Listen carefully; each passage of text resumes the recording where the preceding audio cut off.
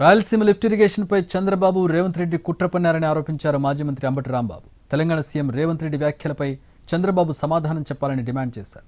చంద్రబాబు తీరు వల్ల రాయలసీమకు కృష్ణా జిల్లాల వ్యవహారంలో రాష్ట్రానికి తీవ్ర అన్యాయం జరుగుతోందన్నారు. మాట్లాడాను క్లోజ్ రూమ్లో, అందువల్ల ఆ ఎత్తిపోతల పథకాన్ని క్లోజ్ చేసుకున్నారు అనేటువంటి మాట శాసనసభ సాక్షిగా రేవంత్ రెడ్డి గారు మాట్లాడారు.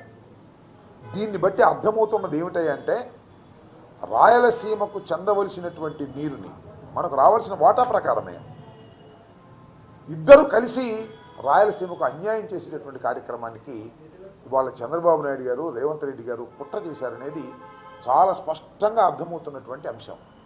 దీనికి తక్షణమే చంద్రబాబు నాయుడు గారు సమాధానం గారు రేవంత్ రెడ్డి గారి వల్ల మేనేజ్ అయ్యి ఆ రకంగా క్లోజ్ చేసినటువంటి పరిస్థితి వస్తే ఇంకా రాష్ట్రం ఏం కావాలని అడుగుతా ఉన్నా. కృష్ణా జలాల్లో మనకు రావాల్సిన వాటా కోసం మనం నిరంతరం ప్రయత్నం చేస్తుంటాం.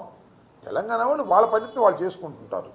కానీ ధర్మం ప్రకారం నడవలసినటువంటి విషయాన్ని కూడా లాలూచి కుస్తీలు చేసి చంద్రబాబు నాయుడు గారు రాష్ట్ర ప్రయోజనాలని రాయలసీమ ప్రయోజనాలని తాకట్టు పెట్టే పరిస్థితికి